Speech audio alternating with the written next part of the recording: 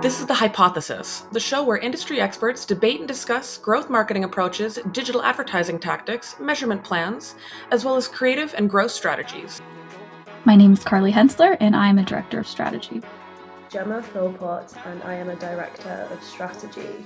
I'm Eric Sloan, VP of Data and Strategy at Thrive Digital. I'm your moderator, lay marketer, and asker of clarifying questions, Santana Blanchett.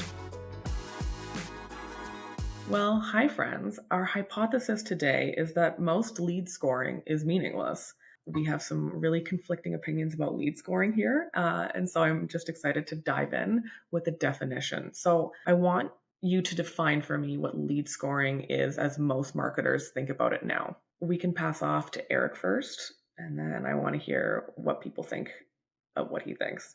Yeah, I mean, this is a really spicy hypothesis, especially how you phrased it, Santana. So looking forward to having this chat. I think at its most base level, lead scoring is just assigning a value to leads, right? It can be used for marketing teams. It can be used for sales teams. But really what you're doing is you're just trying to estimate the value of leads coming in. And so some are going to be worth more. Some are going to be worth less, and you're just trying to pinpoint what that actual value is. Yeah, I would agree with that. It kind of becomes a form of prioritization, both in marketing for the marketing platforms, but also the sales team too. It really provides like where they should prioritize their time from speaking to certain customers. Some of the like dimension and variables very much are dependent on the type of client or the type of business you have, but it tends to be around company size, aligning with your ideal customer profile. And it also can be combined with things like on-site behavioral signals. So potentially a 2+ page view or a content download of some kind. I think one of the issues is that it can get complex pretty quickly, and it can be over-engineered very quickly too. Is that one of the issues, or do people oversimplify it? Yeah, a bit of both. I feel like that's probably why we're here today, is to discuss some of that. But I do think it, from what I've seen with a lot of our partners and within the industry, is a little bit over-reliant on certain static values, especially. So, it's not taking into account a lot of the actual behavior. And we're saying, if you downloaded our, questionable ebook, you're worth more than someone else, but it's not taking into account any of the behaviors that someone has done before, visiting that site or filling out that lead form as well. So I have some opinions on it, to be honest. I feel like it's important, but I don't think a lot of people do it well. All of that is sort of almost getting into like what lead scoring is, or like how to execute on it. But again, at a high level, it's really just trying to assign some type of value to make better decisions, right? Mm-hmm. So a marketing team might take a bunch of lead scores across the leads that they've generated in order to, let's say, invest better across their media mix, right? So this particular channel is driving higher quality leads, so we're going to invest more in that particular channel. Marketers can also use it for like real-time optimization and those types of things where you're passing those signals back to ad platforms and you're optimizing towards higher quality leads. But really at its essence, like when anyone says, hey, we want to do lead scoring, what they're trying to do is they're trying to just maximize value, right? Make better decisions about where marketing dollars or time goes, or on the flip side, where sales time is going, and by extension, dollars. A lot of teams in HubSpot or Salesforce, for example, will use that lead scoring data in order to prioritize responses to leads or distribute the leads in a particular way to their SDR team or what have you. So yeah, I just wanted to make that distinction there, because like that is the core of what it is. And I think that as we get into the problems of lead scoring, I think that tends to get missed almost, where some teams are like, hey, we should be doing lead scoring, but they don't understand really the essence of why they're trying to do it in the first place. Yeah, and that actually was my next question, right? Which is like, what purpose should lead scoring serve and what does it actually serve? And I think, if I'm hearing you correctly, the purpose that it currently serves is to score your leads, to say like, how valuable could this lead be to us? And that's what it should serve. And what it's actually serving right now is a mixture of that, but also a bunch of complicated information and divination rotting that we're doing into online activities. Feel like it's only really half the picture, right? Because as marketers, we think that we can develop all these criteria and get more strategic about the types of leads that we're actually qualifying from a marketing perspective. But I think where we sometimes miss the mark is actually most of those leads, in a lot of instances, are not actually being qualified by the sales team then. And a lot of companies really miss that, like bi-directional sync and making sure that we're getting feedback from the sales team, understanding the closed lost as well as the closed one. So over time, we can get tighter with our criteria and make sure that we're not just handing sales a bunch of useless leads that are then going to make their teams unhappy and inefficient. But we think we're doing a good job as marketers, right? Yeah, it almost becomes this like default defense mechanism for marketing, I think sometimes. And what you said, Carly, around that feedback loop is so important. Just because a quality like lead score is in place, it doesn't necessarily mean that it's like producing what is needed for the sales team in that moment. And so, yeah, I think that that's one of the areas that we see lacking a lot, is the assumption that the lead score that's been put in place is actually doing a good job when it comes back to sales, because they're missing that feedback loop. Do you think that's where we're getting it wrong right now, is in how we're introducing feedback and how we're handing it off and making use of it? Like, what are we getting wrong about lead scoring? We, not meaning like we, but like we as in the marketing and performance marketing industry in general. I think the biggest mistake in lead scoring, from a fundamental standpoint, is points-based lead scoring. So basically just taking arbitrary numbers and assigning those numbers to particular signals that you see. So like, this downloadable content is worth 2 points. A demo request is worth 25 points. Those numbers are completely arbitrary. They're not really empirically based. And so those types of point systems just don't do anything. Maybe they're directionally correct, but you run the risk of actually them being wrong. And for you to make decisions based off of a scoring system like that could lead you in the wrong direction for bad investments, for bad sales prioritization, for all sorts of negative consequences. So that's probably at the fundamental level, the first thing that I see going wrong with lead scoring is just like a misunderstanding of what it should be.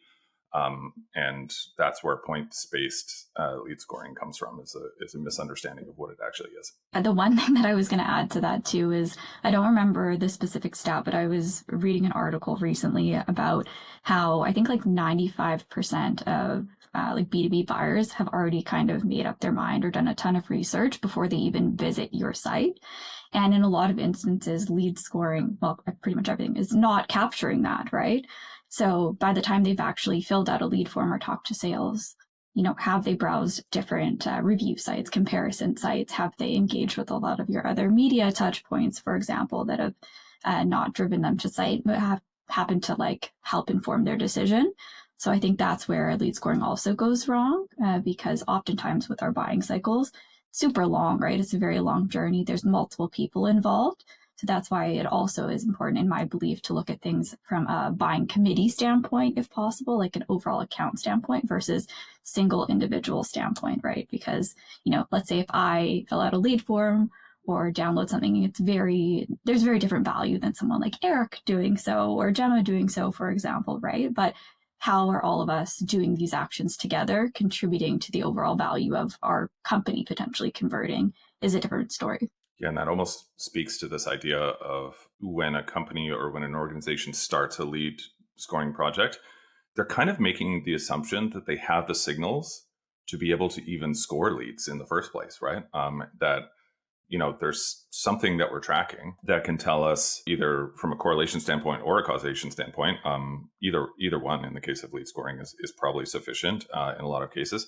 But we're saying that we can measure what is actually the distinction between high value and low value. And you're exactly right. So like if we're only measuring that last 5% and signals in the last 5%, and all of the the other sort of research and setting up a buying committee internally and like all of those types of things have already happened, we're not measuring those, right? And so this assumption that we can even understand the differences in quality based off of what we can measure is a big leap.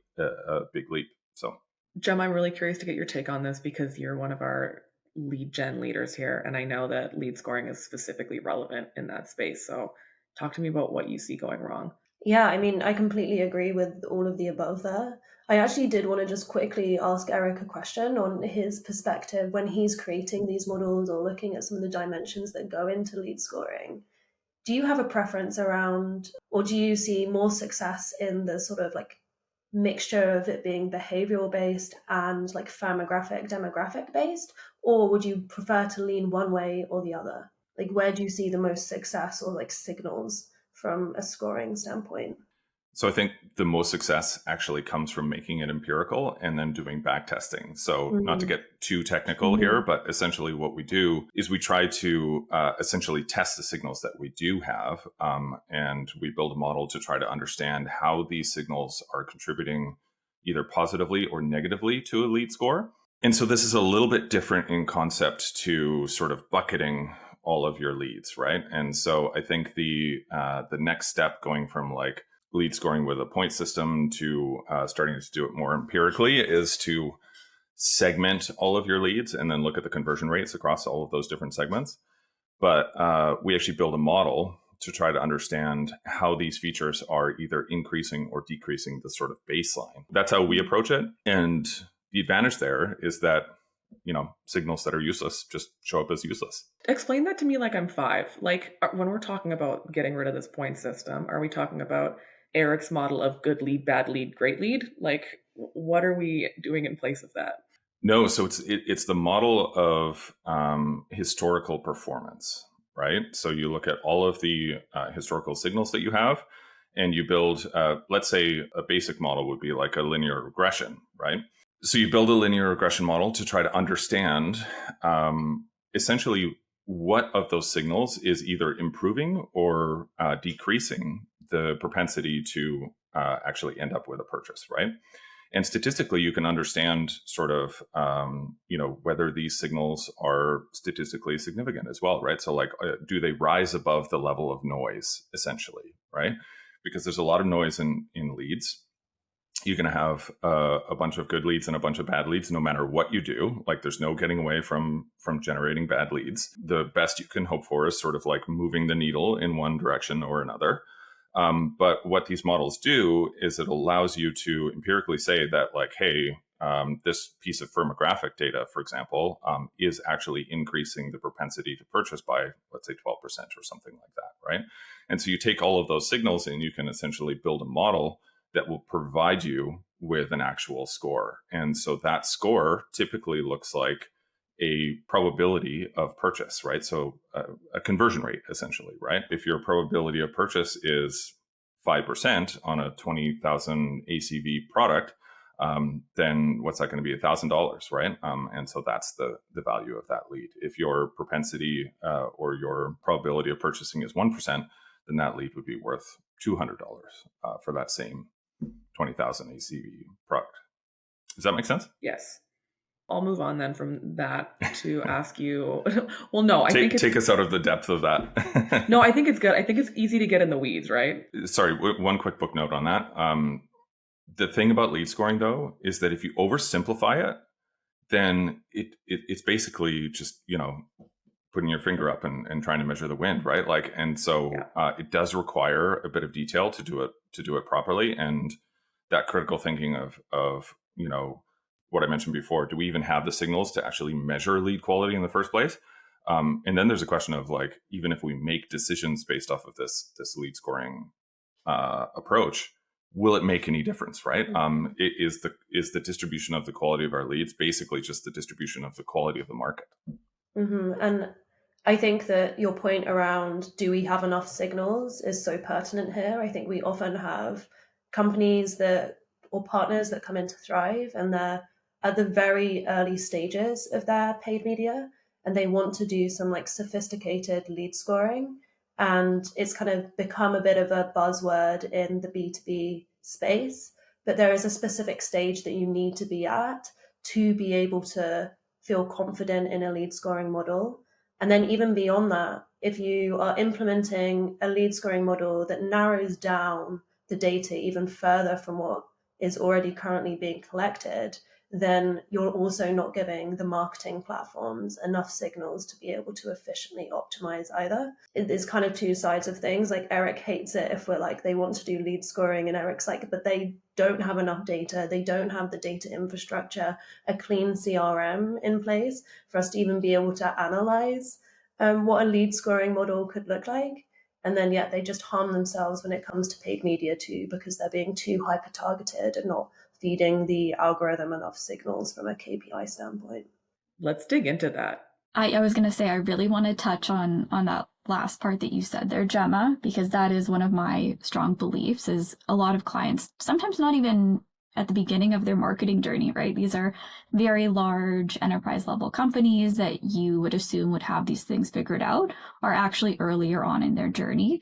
It's a lot more difficult to make decisions at large companies like that, right? It takes a greater amount of time, but a lot of partners come to us and their CRM isn't even sorted or in place, right? And I feel like when there is that unreliable data and there's tracking issues and we're not actually able to get visibility into the proper things, then why are we jumping ahead and focusing on having these really robust models and things like that when your house isn't in order first, right? So I think in order to have strong lead scoring, you need to have the foundation set as well. That would be like you don't have proper reliable data and you want to already have a conversation about MMM, for example, right? Like let's take steps to make sure we're building a strong foundation.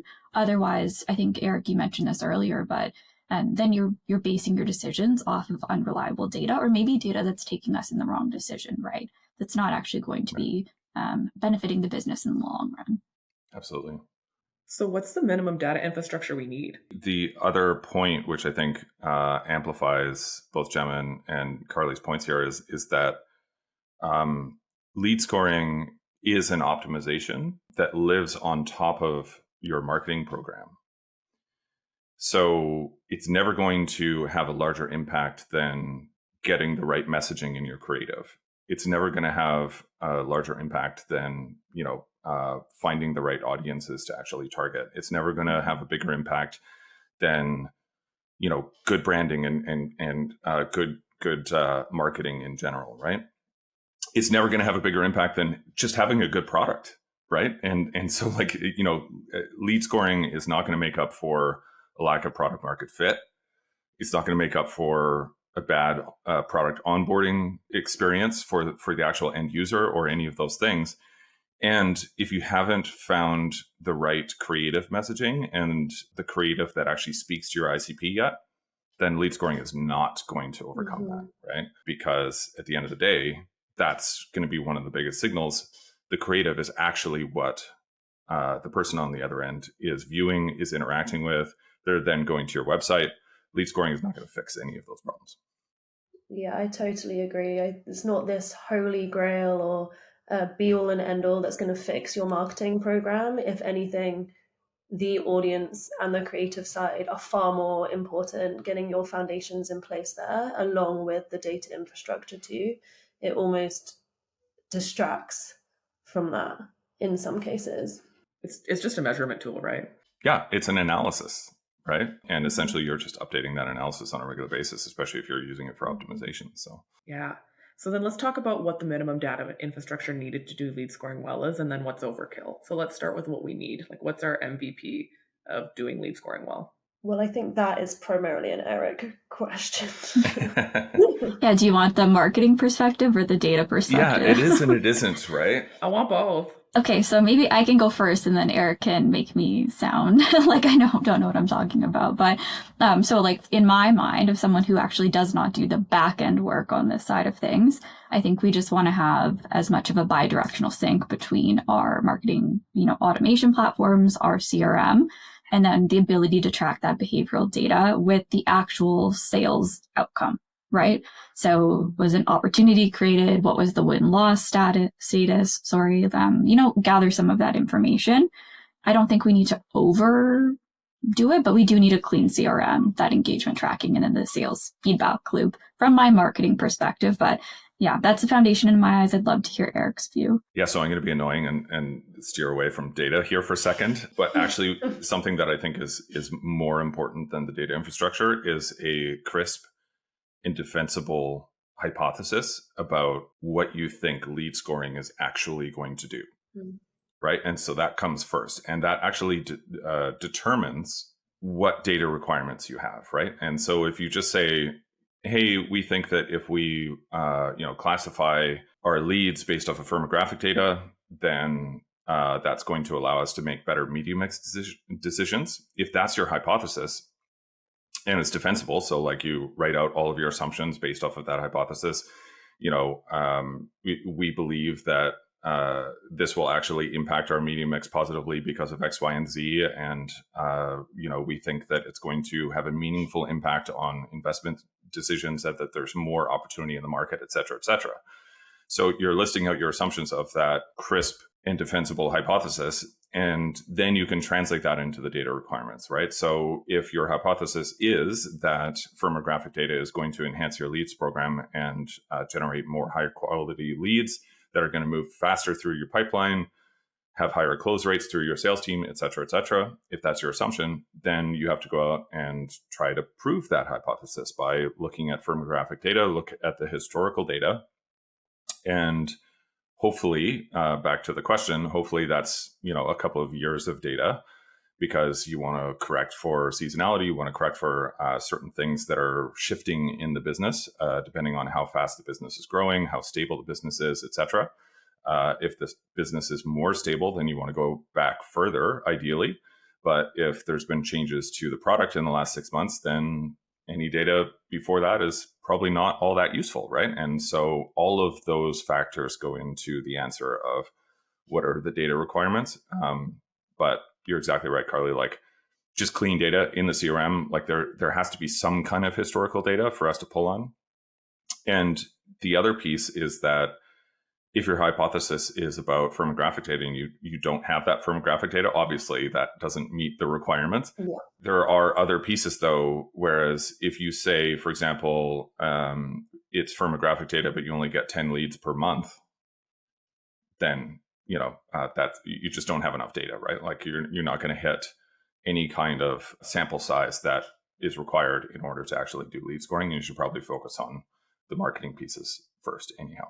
Your point around any changes in the market or to your product is so important. There are so many partners that come in with a really archaic lead scoring model that they put together like 5 years ago and haven't really necessarily shifted from that or like reevaluated it. And so it does need to be reevaluated or relied on via like some sort of machine learning that is constantly updating the model. Yeah, that's another sort of issue that we do tend to run into with lead scoring as well. So you just hit on something that just fires me up quite a bit, learning? actually. No, not machine learning, actually. It is the validation, right? And so I think that there's a lot of organizations, and this doesn't just go for lead scoring, but it goes for all sorts of things that we do in marketing in terms of lead magnets and like downloadable content and like all of these types of things. It's relatively trivial. It's relatively easy to test your assumptions about things, right? And so if you had an assumption, let's say a super basic lead scoring model of do you have a Gmail email address or do you have a company email address, right? That's a hyper simple example of lead scoring.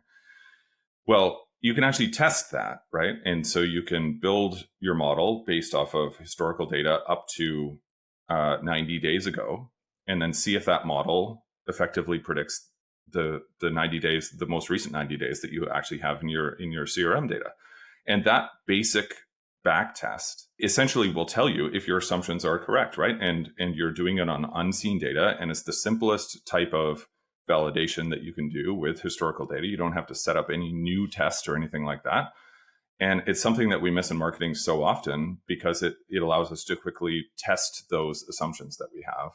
And most organizations don't do it. Exactly right, Gemma. Like a 5-year-old lead scoring model is quite frankly useless. It goes back to our hypothesis, right? Of like, you're not accomplishing anything that way, right? Unless you regularly validate it, regularly update it. One thing I want to add to that actually Carly said, and I think is relevant to what we're talking about now, is she mentioned validating it with the sales team, right? And I wonder if that's also a missing piece, because you could say that these are great leads, but if it's in the vacuum of the marketing department and sales doesn't confirm that, are they great leads? Well, I think that's a super easy way to look at it, right? Is there a lead that we've scored really high that has had a low result generated, right? That's a warning sign that there is a gap within our lead scoring model and the actual reality of what we think is right and what is actually true. So, yeah, you absolutely do need that bidirectional sync and that feedback loop. Otherwise, you're going to have teams that are not really happy with each other, right? You know, the classic. And so then what's our process for identifying when a scoring model is drifted and needs retraining? We've talked about age, we've talked about not syncing with the right teams, but are there any other ways that we can notice or identify when a lead scoring model started to drift from the truth? It kind of can be as simple as looking at your conversion rate down funnel. Is it declining over time? Why is it declining? Have you made any specific changes to your product, your media mix? But also, like, is the lead scoring model working or accurate? I think that down funnel conversion rate is something you always must be keeping an eye on. Are you losing leads? Are you more than you were before? If that's the case, then it requires further investigation, like root cause analysis, and part of that should be your lead scoring model. Interesting. I mean, Carly, would you have anything to add there? Yeah, no, what you mentioned, I completely agree with. That obvious conversion rate divergence is going to be really important. I think the other thing that's important is understanding, you know, a high score, low win mismatch on that side of things that I previously mentioned. And then at its essence, if sales is consistently rejecting your leads, that's a red flag. So to Eric's earlier point, I think it is really important to be doing regular audits and retraining your lead scoring model. Pretty frequently, I would say. I don't want to be too prescriptive of how often, but I have a feeling that most companies are definitely not looking at it often enough, and also just taking into account the reality of, you know, human related feedback, right? I think we often take some of that for granted. Yeah, I mean, it's 2025. A linear regression model can be updated every second if you want to, right? So, like, you know, there's cloud infrastructure to be able to do that type of things. I'm not suggesting that lead scoring should be updated every minute, but you know, you can do it as often as you want, right? So, And is that infrastructure that people can set up in-house, or is that like better handled by partners? Like, what's the complexity of getting good lead scoring? the most complex part of lead scoring is actually thinking through the signals that you're looking at, the hypothesis that you're trying to test, how you're going to use this lead scoring model, all of those types of pieces. The actual technical part is somewhat trivial, as long as, to Carly's point, like, CRM is clean, the data is being collected. Yeah. There's always a nuance with everything. It depends is the most common word in marketing, right? Yeah, 100%. It's funny, actually, as you stopped me earlier to, like, when I said we were getting into the weeds, I realized, like, good data is the weeds. Like, good data is like tromping through and diving headfirst into the weeds. And it's just the nature of like doing really great data work. So, changing directions a little bit here, how do we think that lead scoring should influence budget allocation across paid channels, if at all? Like, what impact should it have on the tactics we're doing? Well, it definitely should influence it. It's a signal of quality that what you've got in market is actually working, right? If you're seeing a specific channel that's consistently getting or a specific tactic, I guess, that's consistently getting trash leads or not quality leads that are, you know, performing further down funnel, then that should inform your media mix. You should probably not invest more money into that, or at least validate it in some way, shape, or form through a geo holdout or incrementality study. But it should absolutely inform your media mix. It's a quality signal. I think the initial thing I'd add to that too is it is important because obviously different media channels cost a different amount to run media across, right? So we always have feedback around, you know, LinkedIn is a very expensive channel. Yes, but if the value of the deals that are coming from LinkedIn are 3 times the size of the value of deals coming from display, or requiring less touch points, then there absolutely is warrant looking into that further and potentially considering more investment within that space. So I think it shouldn't be the be all end all, but it absolutely needs to be taken into account so that we can continue to prioritize value over volume, right? That's the constant trap that we get into within the lead gen space, right? Is, you know, you could generate 1,000 leads and, you know, throw a celebration, but if those are not actually driving pipeline for the company and your client, then you shouldn't be giving yourself a pat on the back. You mentioned LinkedIn and multiple touch points, and I think I want to double click on that because I think lead scoring probably does change in those like big enterprise softwares where you have like a 12-month buying journey and tons of people involved. And so I'd love to talk about what the right way, or like what are some factors that we should consider in those long, complex buyers' journeys and how they influence our lead scoring.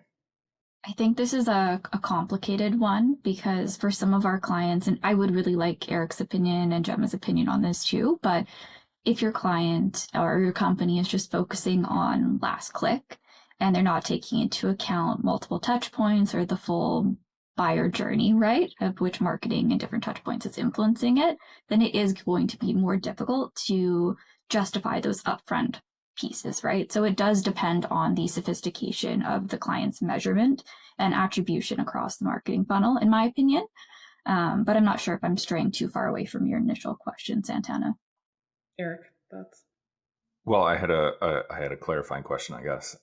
So when you say a 12-month cycle, do you mean from lead to close? Because that seems too long, right? Like where my mind goes from a strategy standpoint is that you're trying to capture the data too soon.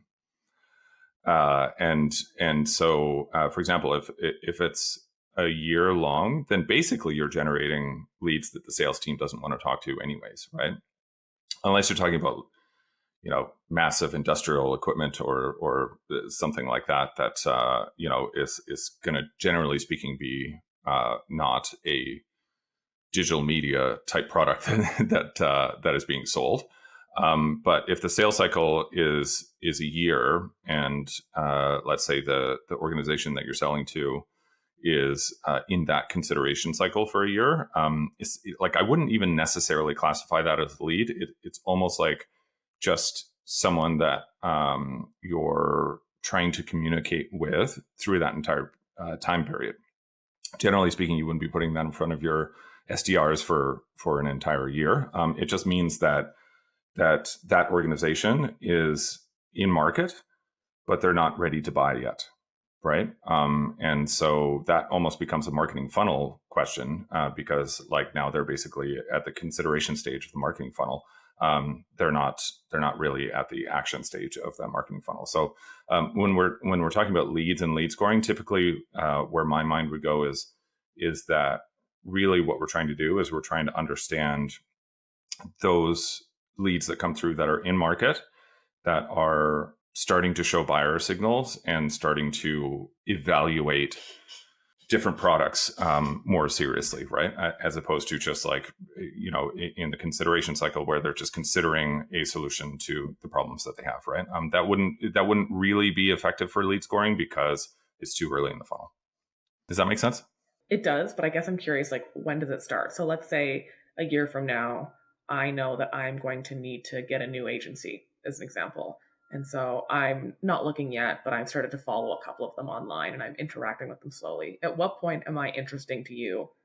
Like, at what point do my activities become... As a marketer, you're interesting to me 5 years ago, right?